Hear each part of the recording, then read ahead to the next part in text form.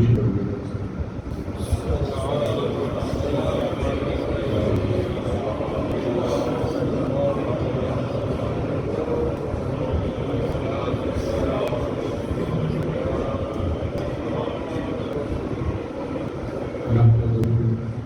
نحمده ونصلي ونسلم على رسوله الكريم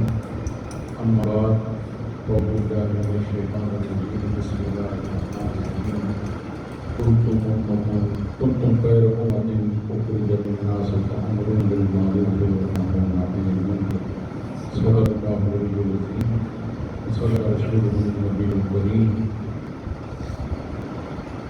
حضرات گرامی،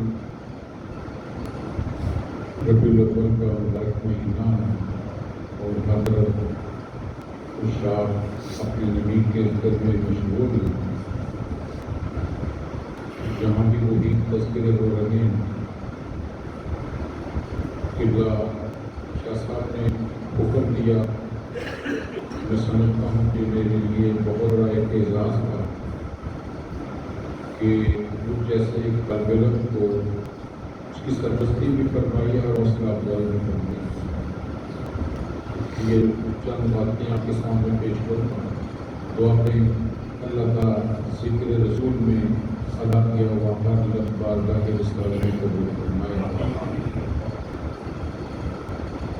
نبی کریم صلی اللہ علیہ وسلم کا اس دنیا میں تشریف لانا ایک ایسا بڑا واقعہ ہے کہ جب سے آپ آئے ہیں تب سے آپ آنے کے تذکرے ہو۔ ولادت ظاہر تو لمحاتی عمل ہوتا ہے، وقت کی خوشی ہوتی ہے، گھر والے خوش ہوتے ہیں، 4 دن کا خوشی کا اظہار کرتے ہیں اور پھر آہستہ آہستہ اپنی زندگی میں مشغول کرتے ہیں۔ لیکن ایک وجود ایسا آیا کہ جن کے آنے پر کائنات ان کے تذکرے کرنے لگے اور وہیں پر ہی رک گئی۔ ولادت مصطفیٰ صلی اللہ علیہ وسلم کا ذکر ہر قریہ میں، ہر بستی میں، ہر جگہ موجود بھی ہے، ہو بھی رہا ہے اور انشاءاللہ ہوتا رہے گا۔ وجہ کیا ہے؟ میں شرف کی خدمت میں جملہ اپنے محترم کا پیش کرنا چاہتا ہوں۔ آپ نے یہ جملہ بڑی دفعہ ارشاد فرمایا کہ ہر شخص کی دنیا میں آنے کے بعد وقت کی خوشی تو منائی جاتی ہے، پھر لوگ اسے بھول جاتے ہیں اور جب وہ دنیا سے جاتا ہے تو پھر اس پر ایک فیصلہ صادر کرتے ہیں، اچھا تھا یا برا تھا۔ اس کی موت اس کا فیصلہ کرتی ہے، اس لیے عرس کیا جاتا ہے کہ اس کی زندگی بڑی خوبصورت گزری ہے، اچھی گزری ہے، اس لیے اللہ کا ولی ہے۔ پہلے دن نہیں کہا جاتا، وہ کہتے ہیں کسی کی موت فیصلہ کرتی ہے اچھا تھا یا برا تھا۔ دنیا میں ایک ہی وجود ہے کائنات میں کہ جو ابھی آیا بھی نہیں تھا، لوگ جانتے تھے وہی اچھا۔ اس لیے آپ کا میلاد منایا جاتا ہے، کسی اور کا میلاد نہیں ہوتا۔ باقیوں کے آراز ہوتے ہیں، میلاد میرے مصطفیٰ کریم صلی اللہ علیہ وسلم کا ہوتا ہے کہ لوگوں کو خبر پہلے سے بھی تھی، آپ کے آنے پر بھی ہوئی اور بعد میں بھی ہوئی۔ یہ جو وجود آ گیا ہے یہی مقصود کائنات ہے، یہی وجود ہے جس کی وجہ سے کائنات کو آباد کیا گیا اور یہی وجود ہے جس سے اب سب کو فیض ملنے والا ہے۔ آپ صلی اللہ علیہ وسلم دنیا میں آئے، اب دیکھنا یہ ہے کہ آپ آنے سے کیا کیا لوگوں کو فائدہ ہوا۔ بچہ دنیا میں آتا ہے، باپ کو فائدہ ملتا ہے کہ وہ جوان ہوتا ہے، باپ دست و بازو بنتا ہے، باپ عزت کا باعث بنتا ہے، خاندان کے لیے اچھی پہچان کا نشان بنتا ہے، لوگ فخر کرتے ہیں اس پر۔ لیکن اس کا ایک عمل ہوتا ہے جو اسے بڑا کرتا ہے، لوگ اس کے ایک عمل کو دیکھتے ہیں، باقی پر تنقید آ جاتی ہے۔ وہ زندگی کے ہر عمل کو منور نہیں کرتا، بہتر نہیں کرتا، ایک کسی کام میں عروج پاتا ہے، لوگ اس کی تعریف کرتے ہیں۔ کسی ایک منصب میں کسی کو فائدہ ملتا ہے، وہ تعریف کرتا ہے۔ سرکار جہاں صلی اللہ علیہ وسلم دنیا میں آئے، آپ کے آنے سے کائنات کے ہر ذرے کو، طبقے کو وہ نفع ملا ہے، وہ فائدہ ملا ہے کہ اگر اس کو بیان کرنے لگ جائیں تو یہ زندگی بہت محدود ہو جاتی ہے۔ ہر طبقہ ہے فکر۔ دیکھیے آپ تشریف لائے تو بڑی معروف روایت آپ نے بارہا سنی ہوگی، باپ کتنا مہربان ہوتا ہے، کتنا شفیق ہوتا ہے. مجھے بہت سے باپ صاحب اولاد بیٹھے ہیں، اولاد کی خاطر ہر دکھ جھیل جاتا ہے، دھوپ برداشت کر لیتا ہے، بھوک برداشت کر لیتا ہے، اولاد کی خوشی اور راحت کے لیے ہر کام کر لیتا ہے. لیکن وہ باپ کتنا سانگدے باپ تھا جو اپنے ہاتھوں اپنی بیٹی کو زندہ دفن کر رہا ہے، اپنے ہاتھوں، مردہ بیٹی کو نہیں، زندہ بیٹی کو دفن کر رہا ہے. گڑا بولتا ہے بوجھ سمجھ کر، بیٹی بوجھ ہے اس لیے اس کا بھی خاتمہ کر دو. میرے سرکار آئے تو اس بیٹی کو نفع کیا ملا، عروج کیا ملا. آج اگر بیٹی گھر میں شاد اور آباد ہے، یہ میرے نبی کے آنے کا صدقہ ہے. رحمت مصطفیٰ صلی اللہ علیہ وسلم ہے کہ اس بیٹی کو جس کو اس کا باپ دفن کر رہا تھا، میرے مصطفیٰ کریم صلی اللہ علیہ وسلم وہ مقام اور مرتبہ دے دیا. اور یہ ذہن رکھیں اس معاشرے میں جہاں بیٹی کو بوجھ سمجھا جا رہا تھا، میرے مصطفیٰ کریم صلی اللہ علیہ وسلم اس بیٹی کے تشریف لانے پر سالار انبیاء، قائد انبیاء، محبوب خدا اپنی جگہ سے کھڑے ہو کر بیٹی کی پیشانی پر بوسہ دے کر سبق یہ دے رہے ہیں کہ لوگوں تم غلط کر رہے ہو، بیٹیاں تو وہ ہیں کہ جن کا بڑھ کر استقبال کیا جاتا ہے. یہ جو عزت ملی ہے، یہ مقام ملا ہے، یہ بیٹی کو نہ ملا. اس کو تو زندگی کا حق نہیں مل رہا تھا، میرے نبی آئے جو کو حق ملا. وہ غلام جو پس رہا تھا، مجبور تھا، مقبول تھا، مظلوم تھا، خریدا ہوا تھا، مالک جو چاہے اس کے ساتھ کر سکتا تھا، برابر بیٹھنے نہیں دیتا تھا، اس کو اپنے سامنے کھڑا ہونے کی اجازت نہیں دیتا تھا. اس غلام کو میرے نبی کے آنے سے کیا فائدہ ملا، یہ کبھی حضرت بلال سے پوچھ کر دیکھیں. حضرت بلال زبان حال سے پکار کر کہیں گے، لوگوں میں تو وہ تھا کہ 3 دن سے بخار میں تب رہا تھا، میرا مالک ہنٹر لیا سر پر کھڑا تھا اور کہہ رہا تھا لال چکی چلاؤ ورنہ تم پر ظلم ہوگا، ماروں گا تم کو، تمہارے بخار کی مجھے پرواہ نہیں، تمہارے کام کی مجھے فکر نہیں، مجھے میرا کام چاہیے، تم یہ کرو. وہ بلال کہیں گے میری تو حالت یہ تھی، ارے وہ نبی آئے ہیں تو جو اپنے پاس نہیں بیٹھنے دیتا معاشرہ، اس معاشرے میں اس غریب آقا نے مجھے اپنے سینے سے لگا دیا. ایک ایک طبقے کو سر اٹھا کر جینے کا جو اصول دے دیا، طریقہ سکھا دیا. اسی طرح میرے نبی صلی اللہ علیہ وسلم دنیا میں آئے، انبیاء کرام آتے رہے، پیغام دیتے رہے، ان کے ماننے والے آتے رہے، ان کے گروہ آتے رہے، ان کے ماننے والی امتیں آتی رہی، لیکن ان امتوں کو وہ شرف اور مقام نہ ملا جو مقام میرے نبی صلی اللہ علیہ وسلم کی امت کو حاصل ہو. آپ کے آنے سے امت مصطفیٰ صلی اللہ علیہ وسلم جو مقام اور شرف ملا ہے، قرآن اس کا ذکر کر رہا ہے. قرآن کہتا ہے تم خیر امت ہے، لوگوں تم اپنے آپ کو معمولی نہ سمجھنا. نبی صلی اللہ علیہ وسلم کے ماننے والوں، غلامان مصطفیٰ صلی اللہ علیہ وسلم، آپ پر ایمان رکھنے والوں، یہ کوئی مخلوق نہیں کہہ رہی، کوئی بہترین انسان نہیں کہہ رہا، یہ کائنات کا مالک کہہ رہا ہے کہ تم بہترین امت، خیر امت قرار دی. کسی امت کو شرف نہیں ملا، بہترین امت. بہترین امت کیسے بن گئی؟ کون سے ہمارا لیے ہم کتنے ہم نے عبادت کر لی، کتنا ہم نے خدا کو راضی کر لیا. میں تمہارے اعمال دیکھے تو تم پر تو اللہ ناراض ہوگا، لیکن اگر اللہ نے تمہیں خیر کہا ہے تمہاری وجہ سے نہیں، مصطفیٰ کریم صلی اللہ علیہ وسلم کی نسبت مصطفیٰ نے تم جیسوں کو بہترین بنا دیا ہے، خیر کر دیا ہے، اور ایسا خیر کر دیا کہ کائنات میں امت مصطفیٰ صلی اللہ علیہ وسلم جیسی اور قوت پیدا بھی نہیں. اس نبی صلی اللہ کی حدیث کا مفہوم ہے، اور مجھے جو اعزازات ہیں ان میں یہ بھی ہے کہ میری امت وہ ہے جو ساری امتوں سے افضل ہے، ساری امتوں سے افضل ہے. تھوڑی عبادت کتنی ہوئے پائیں، 100 سال عمر، 900 سال عمر. قرآن خود ذکر کرتا ہے لمبی عمریں پانے والے، اللہ کو راضی کرنے والے. ہم تو ان کا مقابلہ نہیں کر سکتے تھے عبادات میں. میرے نبی صلی اللہ علیہ وسلم کی رحمتوں اور برکتوں اور فضل کا کتنا ہم پر کرم ہے کہ ہمیں تھوڑی عمر ملی، اس تھوڑی عمر میں بھی ہم نے تھوڑا سا کام کیا کیا لیکن اجر وہ ملا جو پچھلی امتوں کو نہیں مل سکتا۔ امت مصطفیٰ تھوڑا سا کام کرے، تھوڑی سی بات کرے، رب کہتا ہے میں نے نبی کے صدقے تمہیں وہ اجر دیے ہیں، وہ شان کو دی ہے جو پہلی امت کو عطا نہیں۔ اس لیے یہ ذہن میں رکھیے جو کچھ بھی مل رہا ہے، جس کو بھی مل رہا ہے، وہ صدقہ ہے مصطفیٰ کریم صلی اللہ علیہ وسلم۔ شان وہیں سے ملتی ہے، آن وہیں سے ملتی ہے، انسان کو وقار بھی سے ملتا ہے۔ سوچئے اس سے بڑھ کر میرے نبی کا امت پر احسان کیا ہو؟ لوگ پتھروں کے سامنے سجدہ کر رہے ہیں، اپنے ہاتھ سے پتھر تراش کر سامنے رکھتے، سجدہ ریز ہو جاتے۔ جس چیز سے فائدہ ملتا، نفع ملتا، اس کو خدا مان لیتے،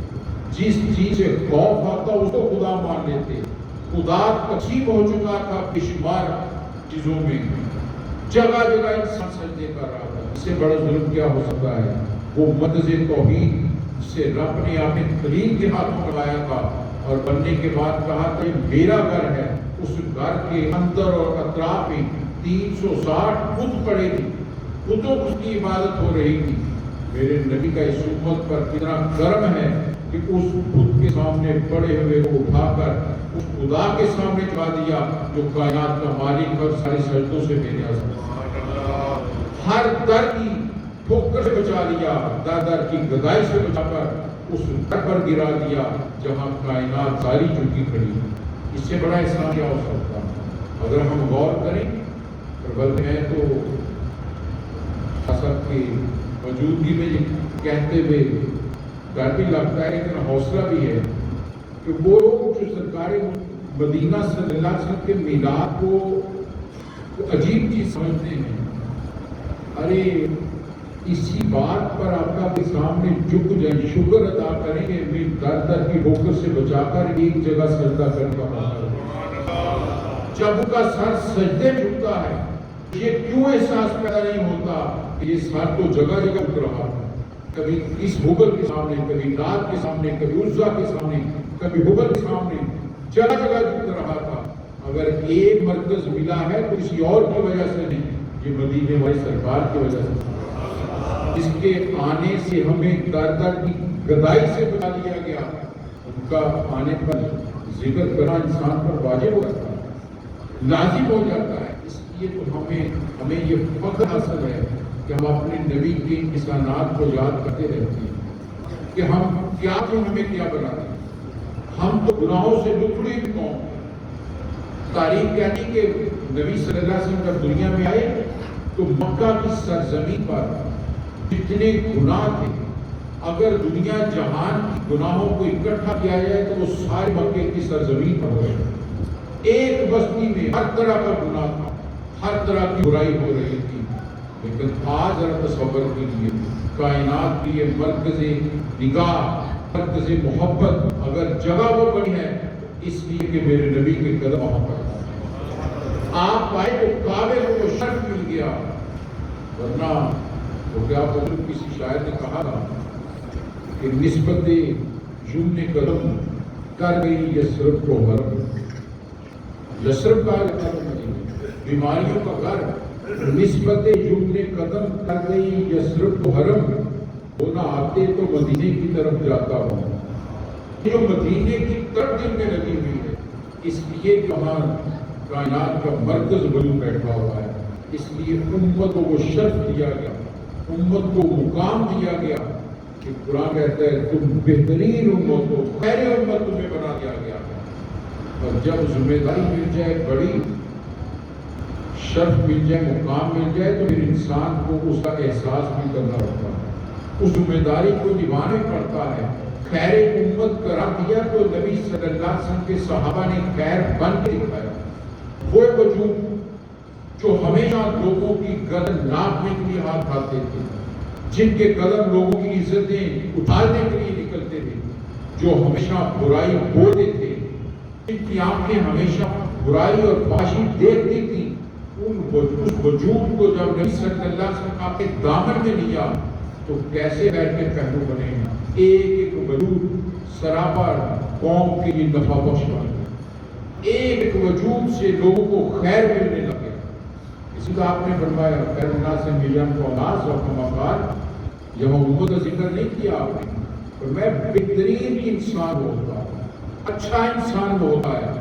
خیر انسان ہوتا ہے جو لوگوں کے لیے نفع بخش بنا، جس سے لوگوں کو انسانیت کا نفع ملتا ہے، اور سب سے زیادہ خیر انسانوں کے لیے امت مصطفیٰ کا حد ہوتا ہے، کیونکہ وہ امین ہے اپنے نبی صلی اللہ علیہ وسلم کی دی ہوئی پیغام کا،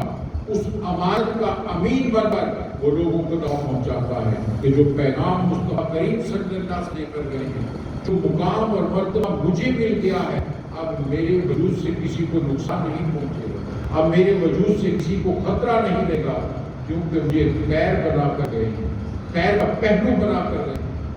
خیر وقتی نہیں ہوتا، میرے نبی صلی اللہ علیہ وسلم کا پورا وجود خیر کا وجود تھا، جو قریب آتا چلا گیا وہ بھی خیر کا وجود بنتا چلا۔ ابو بکر، حضرت عمر، حضرت عثمان، مولا علی شیر خدا، یہ وجود وہ خیر کے منبع بن گئے، جو ان کے قریب آتا چلا گیا وہ بھی بڑا ہوتا چلا گیا، ان کو بھی وہ مقام اور مرتبہ مل گیا۔ یہی تو وجہ ہے حضرت سیدنا ابوبکر صدیق ہوں، عمر فاروق ہوں، خلفائے راشدین میں سے کوئی بھی ہوں،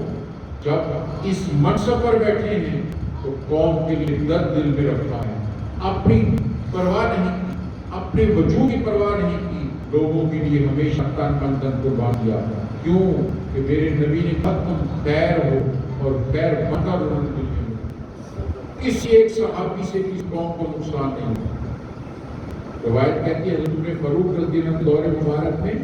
شام سے اگر ایک زیورات سے لدی عورت اکیلی تنہا سفر کرتی ہوئی مدینہ کی طرف آتی تو کوئی آنکھ اسے اٹھا کر دیکھنے والی نہیں، کیوں کہ میرے نبی کی تعلیمات نے، قرب رسول نے، تربیت رسول نے ان سب کو خیر کا وجود بنا دیا۔ آج سوچنا پڑے گا، آج سوچنا پڑے گا، میلاد کی محافل میں ہمیں اپنے اندر جھانکنا پڑے گا کہ آج تو چاروں طرف مسلمان آباد ہیں، آج تو کوئی غیر مسلم ہمارے درمیان اکا دکا نہیں نظر آئے گا، جہاں چاروں طرف مکس ہر طرح کے لوگ آباد ہیں، غیر مسلم بھی رہتے تھے، اس معاشرے میں مسلمان اتنا نفس ہو گیا کہ غیر کی طرف ہاتھ نہیں اٹھاتا تھا۔ آج اسلامی معاشرے میں اس مسلمانوں کی شہر میں، محلے میں، گلی میں ایک مسلمان عورت کا باہر نکلنا کتنا مشکل ہو گیا۔ سوچنا پڑے گا، یہ میلاد کی محافل صرف زبان کے لذت نہیں کہ تذکرہ کیا اور چلے گئے، ان محافل سے ہمیں اپنی زندگی کو سنوارنا ہے، روشنی لینی ہے، اور پھر اس کے مطابق اپنی زندگی بسر کرنی ہے۔ دیکھنا ہوگا کیا کہہ رہے ہیں، کیا ہمارے وجود سے نہ مل رہا ہے، کیا میں خیر کا وجود ہوں؟ میرے نبی تو وہ ہیں کہ دشمن بھی آ گیا تو آپ نے اس کے ساتھ لڑائی کی، آپ تو وہ وجود ہیں کہ اپنا جانی دشمن بھی، بلکہ تاریخ کہتی ہے سب سے بڑا دشمن تو مال ہے، جسے نبی صلی اللہ علیہ وسلم فرمایا میرا فرعون موسیٰ کے فرعون سے بڑا ہے، اور تاریخ کہتی ہے جب بھی وہ ابو جہل میرے نبی صلی اللہ علیہ وسلم کے سامنے کبھی آ گئے، راستہ چلتے کسی جگہ بھی، میرے نبی کے چہرے پر تبسم آیا اور چچا کہہ کے بلایا، کیونکہ رشتے میں چلا تھا۔ اب ذرا سوچیے، ایک سب سے بڑا دشمن جس کا سارا دن اس خیال سے گزرتا ہے اس نبی کو تکلیف کیسے دیں، ان کو تنگ کیسے کرنا ہے، ان کو اذیت کیسے دینی ہے، اور سازش میں ملوث رہتا ہے، لیکن جب بھی وہ سامنے آیا میرے نبی نے اسے اچھائی کے ساتھ بلایا، بہتر انداز میں بلایا، خیر بن کر دکھایا کہ لوگوں مجھے مانتے ہو، میں تو اپنے دشمن سے زیادتی نہیں کرتا، ارے تم اپنے بھائی سے زیادتی کیسے کرتے؟ خیر امت کا ایک فرض ہم پر اترتا ہے، امت مسلمان کوئی عام امت نہیں ہے، یہ بہت بڑا ایک اعزاز ہے کہ نبی صلی اللہ علیہ وسلم کی امت میں شامل ہو گئے ہیں، تو اب امت بن کے دکھانا ہمارا فرض ہے، ہمیں وہ جو آپ اصول اور ضابطے دے کر گئے ہیں ان کے مطابق زندگی بسر کرنی لازم پڑتی ہے۔ پھر قرآن کہتا ہے تم خیر امت بہترین امت بن جاؤ گے، اور کیسے امت بن جاؤ گے کہ قرآن کہتے ہیں قیامت میں تمہاری گواہی لی جائے گی، تمہاری گواہی لی جائے گی، امتوں پر گواہی ہوگی، امتیں انکار کریں گی ہمیں درس آنے والا کوئی نہیں آیا۔ مفسرین کہتے ہیں کہ وہاں امت رسول کو پیش کیا جائے گا اور نبی صلی اللہ علیہ وسلم امت گواہی دے گی کہ ہمیں ہمارے رسول اور کتاب نے بتایا تھا کہ نبی آئے گے، یہ جھوٹ بول رہے ہیں، اور ساری امتوں پر پھر میرے نبی کو گواہ بنا کر لائے۔ یہ مقام اس لیے کہ نسبت میرے نبی سے جڑ گئی، نسبت رسول نے ہمیں معتبر کر دیا ہے۔ اس نسبت کا جو ہے چھوٹی سی بات آپ کو ایک واقعہ سناتا ہوں۔ حضرت سیدنا عثمان غنی رضی اللہ عنہ، آپ سے کسی نے سوال کیا کہ اے عثمان، میں نے دیکھا ہے کہ آپ اپنا دایاں ہاتھ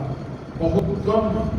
جگہوں پر استعمال کرتے ہیں، بڑا سنبھال کر رکھتے ہیں، بڑا محتاط رہتے ہیں اس کو استعمال کرنے میں، کیا وجہ ہے؟ اسے بڑا سنبھال کر رکھتے ہیں۔ حضرت عثمان کا جواب دیجیے اور پھر ہمیں بھی اپنے آپ دیکھنا ہے۔ کیا جواب دیا اس عاشق کے صادق نے؟ کہا لوگوں، جب سے یہ ہاتھ نبی کریم صلی اللہ علیہ وسلم کے ہاتھ میں دیا ہے، مجھے شرم آتی ہے کہ جگہ جگہ اس ہاتھ کو استعمال ڈرتا ہوں کہ یہ ہاتھ اتنا معتبر ہو گیا ہے کہیں غلط جگہ پر نہ گندی جگہ پر نہ چلا جائے، تو اپنے نبی سے چھوا ہوا ہاتھ غلط جگہ پر ہی لگانے کو پسند کرتے ہیں۔ ارے جس نبی کو ہم کہتے ہیں ہمارے دل میں بستے ہیں، پھر ہمارا وجود ناپاک کیسے، ہمارے وجود میں گندگی آ کیسے سکتی ہے؟ سوچنا ہوگا کہ ہم اپنے نبی سے جو جڑ گئے ہیں، جو نسبت لے لی ہے، کیا اس نسبت کے اثرات ہمارے وجود سے جھلک رہے ہیں یا نہیں؟ امت کا جو حق ہم پر ہے کہ ہم اس کو ادا کر رہے ہیں یا نہیں کر رہے ہیں؟ تو جب ہم نے اس انداز سے سوچنا شروع کر دیا، حضرات گرامی، معاشرہ خود بہت سدھرنا شروع ہو گیا۔ اس کے لیے کوئی اوپر سے فورس نہیں آئے گی، کوئی ڈرا بردار لوگ نہیں آئیں گے، یہ اندر کا انسان کی فکر اور سوچ ہے جو ہمیں بدل دے۔ اس لیے جب بھی محافل میلاد منائیں، وہاں جو نبی صلی اللہ علیہ وسلم کی سیرت کے روشن پہلو دیکھیں، فوراً سوچیں ان میں سے میرے اندر کتنے آ رہے ہیں، میرے اندر کتنے ہیں آج کی اس تاریخ میں اپنے نبی کی ان اداؤں کو کتنا اپنائے ہوئے ہیں کہ کل سامنے جاؤں تو میرے نبی مسکرا کر رہے، میرا چاہنے والا آ گیا، میرا ماننے والا آ گیا ہے، میری اداؤں پر قربان ہونے والا آ گیا ہے۔ صحابہ کرام نے تو خیر بن کے دکھایا، نسبت رسول کو سنبھال کر رکھا،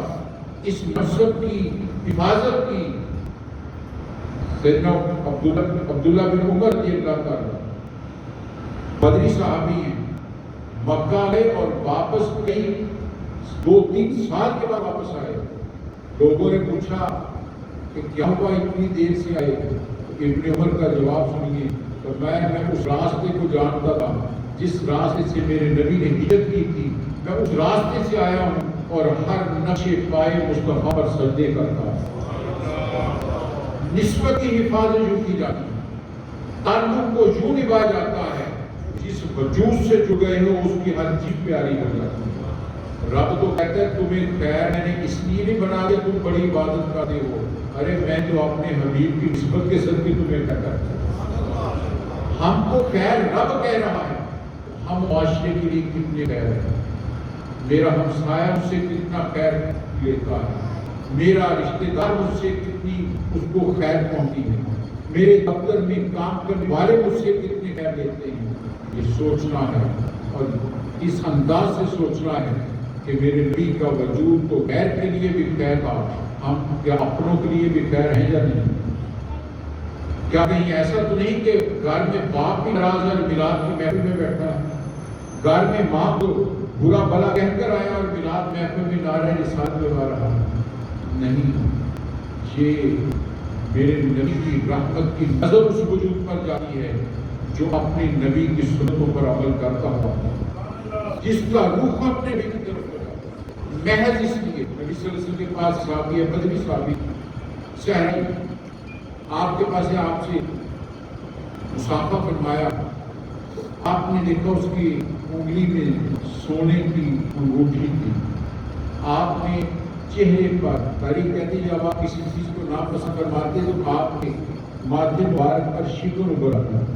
جسے لوگ سمجھ جاتے کہ آپ کو یہ کام اچھا نہیں کر رہا. آپ کے ماتھے مبارک پر جبین مبارک پر شکن ابھی. صحابہ نے دیکھ لی, ملک کے باہر سے آیا تھا. اسے کہا کہ تمہیں خبر ہے نبی صلی اللہ علیہ وسلم تم سے ناراض ہے, اچھا نہیں لگا. ان کا کیا ہوا؟ کہا یہ تم نے سونے کی انگوٹھی پہنی ہے, میرے نبی نے تو کہا یہ مرد کے لیے حرام ہے, اس لیے انہوں نے ناراضگی کا اظہار کیا ہے.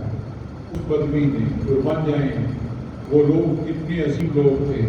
ایک لمحے کے لیے میرے سرکار کی مجلس میں آئے کائنات کے امام بن کر. یہ دیکھا انگلی سے انگوٹھی بھری پھینک دی, بیٹھا رہا مجلس میں. مجلس ختم ہوئی, میرے سرکار کا شانہ نبوت میں تشریف لے گئے. صحابہ کرام گھروں کو جانے لگے. کسی نے آگے بڑھ کر اس سے کہا ارے جانے والے بات سنو, یہ انگوٹھی اٹھا لو, گھر لے جاؤ, کسی کے کام آ جائے گی. تو جواب سنیے, یہ ہے میرے نبی سے جو جڑ جاتا ہے پھر یہ تبدیلی اس کے اندر آتی ہے. تو اس نے کہا جس چیز کو میرے نبی نے ناپسند کیا ہے اب میرے گھر میں بھی اس کا کوئی, اب گھر میں بھی اس کی جگہ نہیں ہے, اب یہ اس پر کوئی فکر نہیں ہے, کوئی پرواہ نہیں ہے. پڑی ہے تو پڑی رہے, کیونکہ میں اپنے نبی کو راضی کرنا چاہتا ہوں. خیر بننا ہے, بہتر بننا ہے, اپنے نبی کو راضی کرنا ہے. اور نبی کو راضی کرنے کا طریقہ کیا ہے؟ میرے نبی کی جو آپ کے ارشادات ہیں ان کے مطابق زندگی گزاریں. ہم بہتر سے بہتر ہوتے چلیں گے, اور جن ہم بہتر ہوں گے, خیر ہوں گے, میرے نبی کی رحمتیں اور ہم پر نچھاور ہوتی ہیں. آج ہر شخص کہتا ہے کہ بڑی بری حالت ہے, پریشان ہے, تکلیف میں ہے, دکھ میں ہے. جس کو آپ چھیڑنے وہ اس کے آنسو نہیں رکتے, اس کے اندر سے ایسے جذبات نکلتے ہیں کہ وہ نامعلوم کتنے دکھوں کا مرا ہے. رب گرامی سب کچھ ہے, لیکن سارے دکھوں کا چارہ ایک ہے کہ اپنے نبی کے بتائے ہوئے طریقے پر آئیے سارے دکھ دور ہو جائیں. صحابہ کو کیا تکلیف نہیں, کھانے کو کچھ نہیں ہوتا, پہننے کو لباس پورا نہیں ہوتا تھا, لیکن چہرہ مصطفیٰ اور دیدار مصطفیٰ ہر چیز سے بے نیاز کر دیتے. پرواہ نہیں ہوتی تھی کہ میرے نبی موجود ہیں, مجھے کسی چیز کی فکر نہیں ہے. حضرت ابو ہریرہ فرماتے ہیں جب بھوک سے کا حال ہو جاتا, کھانے کو کچھ نہ ملتا, دن گزر جاتا, تو کسی نے پوچھا کیا کرتے تھے؟ فرمایا اور کچھ نہیں کرتے, میرے نبی کے گھر کے دروازے پر بیٹھ جاتے, جیسے ہی آپ گھر سے نکلتے ہماری ساری بھوک ختم ہو جاتی. نعرہ تکبیر, نعرہ تکبیر, نعرہ رسالت, نعرہ رسالت, شہید منادم نبی. ہر چیز وہاں سے لینے والے, ہر چیز کا فیض وہاں سے لینے والے. اور پھر ابھی حضرت صاحب نے بھی خوبصورت بات کی, آپ کے وجود سے تو کائنات بنی ہے, اور جس کے وجود سے کائنات بنی ہو وہ اس کا بڑا مہربان ہوتا ہے. جو اس کے وجود کا حصہ ہو, جس نے تقریب ان سے لی ہو, وہ کبھی اس پر زیادہ اس سختی پر ساتھ نہیں کرتا. قریب سے اتنا ہی پہلو لے کر چلے جائیں کہ میرے نبی خیر کا وجود تھے, آج سے مجھ سے کسی کو تکلیف نہیں ہو. ہم ہر ایک کے لیے خیر بن کر دکھائیں گے. ارے جو رسول اپنے دشمن کو معاف کر دیتا تھا, جو جان لینے آ گیا تھا, ہم اپنے عزیز رشتے دار کی غلطی معاف کیوں نہیں کرتے؟ ہم گھر میں بھائی سے ناراض ہو کر تعلق کو قطع کیوں کر دیتے ہیں؟ ہم اپنے رشتے داروں سے ملنا بھی چھوڑ دیتے ہیں, جبکہ میرے نبی کو دشمن کے گھر میں اس کی تیمارداری کے لیے چلے جاتے ہیں, ہم رشتے دار کی تیمارداری نہیں کرتے. آئیے یوں اگر ہم دیکھیں گے تو پھر امت مصطفیٰ صلی اللہ علیہ وسلم جو دنیا میں توحید پائے گی, دنیا میں اسلام پائے گی. اللہ تعالیٰ ہمیں اپنے کرم سے, اپنے فضل سے آقا کریم صلی اللہ علیہ وسلم کی ہمیشہ نیاز مندی میں رکھے, انہی کی محبت میں زندہ رہیں, انہی کی محبت میں دنیا سے جائیں. ہمارے دیگر بہت ہی شکر گزار ہوں شاہ صاحب کا کہ مجھ جیسے کارگروں کو بیٹھ کر حوصلہ افزائی کی کہ میں بھی ذکر رسول میں کچھ بات کر سکوں, اپنی آخرت کا سامان کر سکوں. دعا ہے اللہ تعالیٰ جو کہا ہے اسے قبول فرمائے اور اس پر میں عمل کرنے کی توفیق عطا فرمائے. فرمائے واخر دعوانا مصطفیٰ جان رحمت الہ ہو سلام شمع بز میرا ایک پیلا ہو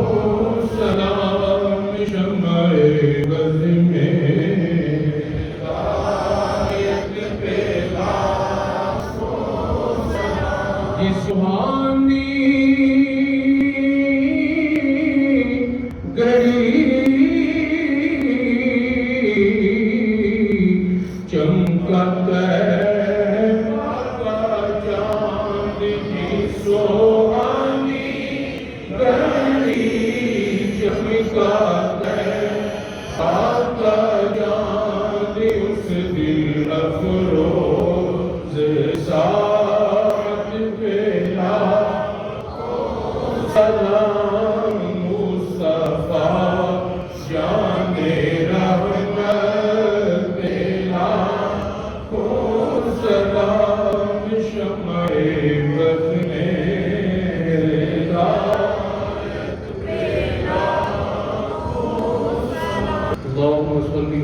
مبارك على سيدنا ونبينا ومولانا محمد صلى الله عليه وسلم بالقلوب ودوائها وعافية الأبدان وشفائها وكل الأمراض وديارها وقوت الأرواح وغذائها وآله وصحبه دارنا أبدا تیرے مال و خالق تیری دی توفیق سے تیرے فضل و کرم تیری مہربانی سے یہ مکر پاک ہوئی ذکر اذکار ہوا کہ تمام کارجن کو اپنی بارگاہ میں قبول فرما اللہ نے سن کر سبحان اللہ روشی پڑا یہ تبرک دعا یا مولا کریم سب کچھ اپنی بارگاہ میں قبول فرماتے ہوئے اس تمام کارجن کا ثواب نبی کریم رحیم صلی اللہ علیہ وآلہ وصحبہ وبارک وسلم کی بارگاہ میں ہدیۃ القربۃ حاجانہ غلام پیش کرتے ہیں قبول فرما آپ والدین کریمین کی بہن طاہرین حاملین کریمین آپ کے آباء و اجداد آپ کے ازواج مطہرات آپ کے جملہ صحابہ صحابیات رضوان اہل جنت کے اطہار جو غلام بھی رسول علیہ السلام سب کی بارگاہ کو اصلاح کرتے ہیں قبول فرما تیرے مولا کریم اسباب حضور سیدنا سیاد رضی اللہ عنہ حضور سیدنا ذات علیہ رضی اللہ تعالی عنہ پر غریب معظمین کے ساتھ کو کائنات واجب دی حضور فرید پاک نے شرف خبر دو انبیاء مخدوم صاحب کار کو ملا تمام سلاسل کے تمام بزرگان درجہ بدرجہ سب کی ارواح کو اصلاح کرتے ہیں قبول فرما اس طرح پیارے آقا علیہ السلام کے وقت توسل خصوصیت کے ساتھ قبلہ ولی نے مزید فیض قبلہ کا وغیرہ بابا جی کی والدین کو اصلاح کرتے ہیں قبول فرما میرے چاچا جان کے والدین کو اصلاح کرنا قبول فرما اس کا ثواب یا اللہ کے خصوصیت کے ساتھ حاجی باسط الصابین کے والد محترم کی روح کو اصلاح کرتے ہیں قبول فرما اور ہمارے محترم جناب پروفیسر ڈاکٹر محمد صاحب قریشی صاحب رحمۃ اللہ علیہ ان کی کو اصلاح کرتے ہیں قبول فرما اور محترم جناب پروفیسر سری صاحب کے والد گرامی حضرت قبلہ مولانا حاجی ابرار صاحب صدیق رحمۃ اللہ علیہ ان کی والدین کو اصلاح کرتے ہیں قبول فرما اور ہمارے پیر صاحب دنیا سے اپنے تشریف لے گئے ان کا فیض باقی ہے اللہ کریم کی ارواح کی اصلاح کرتے ہیں قبول فرما ہمارے سب جو بھی عزیز و کارکردہ ہیں سرکار کی ساری پیاری کمیٹی جو بھی سے باایمان پھیلے سب کی ارواح کو اصلاح کرتے ہیں قبول فرما پھر مولا کریم اپنے پیاروں کا تکلیف انتظام کو قبول فرما جو بھی بیمار ہیں سب کو صرف شفا عطا فرما جنہوں نے جس مقصد کے لیے بھی دعا کے لیے کہا سب کی نیک جائز کراتے ہوئے فرما آزاد نے ہمیں بڑی محبت والی باتیں سنائی مولا کریم کی علم اور صحت میں ایمان برکتیں عطا فرما حضرات نے سنی سب کو دارین کی سعادت نصیب فرما ہم سب کو پیارے آقا علیہ السلام کی محبت کی خیرات نصیب فرما ہم سب کو آقا علیہ السلام کی سرکار کی اداؤں کو اپنانے کی توفیق عطا فرما یا مالک میری سرکار کے علاج شریف بنانے والے خوشیاں منانے والوں کو ازلی ہوتی خوشیاں نصیب فرما اللہ حافظ وهو ارحم الراحمین صلی اللہ تعالی علی حبیبہ سیدنا و نبینا و مولانا محمد و آلہ و صحبہ اجمعین